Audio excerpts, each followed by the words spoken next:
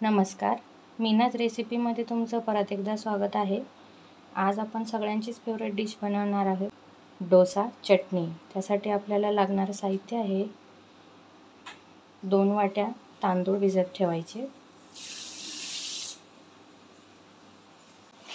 1 वाटी सफेद उडदाची डाळ,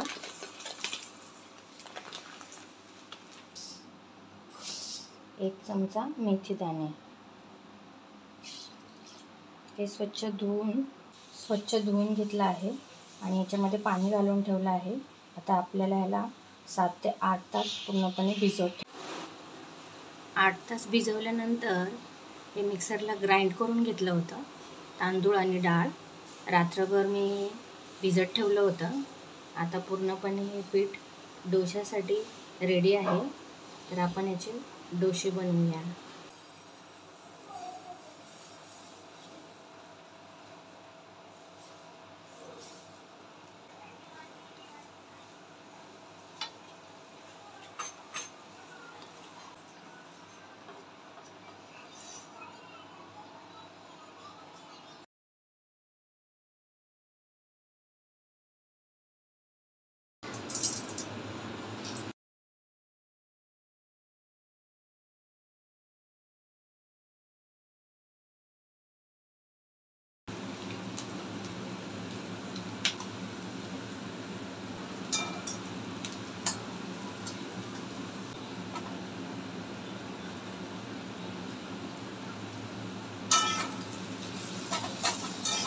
आपण मसाला डोसाची भाजी बनवलेली आहे बटाट्याची। याच्यामध्ये मी बनवताना कढईमध्ये तेल घेतलं होतं, त्याचसोबत थोडी मोहरी, थोडी चणा डाळ, थोडी उडद डाळ, त्याचसोबत स्लाइस ऑनियन, हिरवी मिरची, कढीपत्ता, हळद, मीठ आणि थोडंसं हिंग घातलं होतं।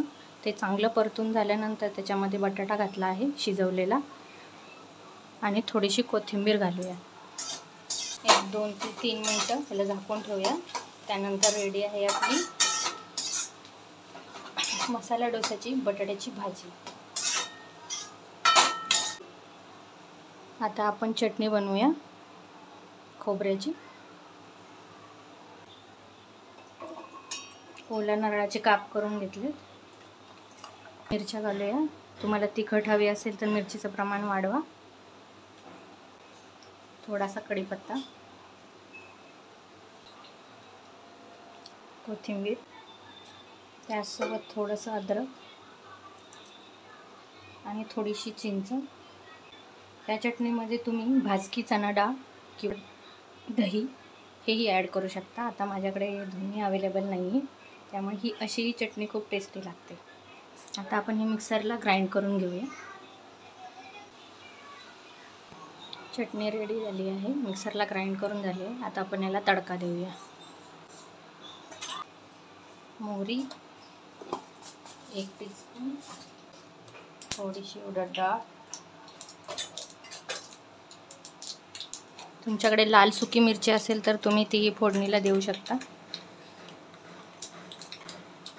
गॅस बंद केला आहे।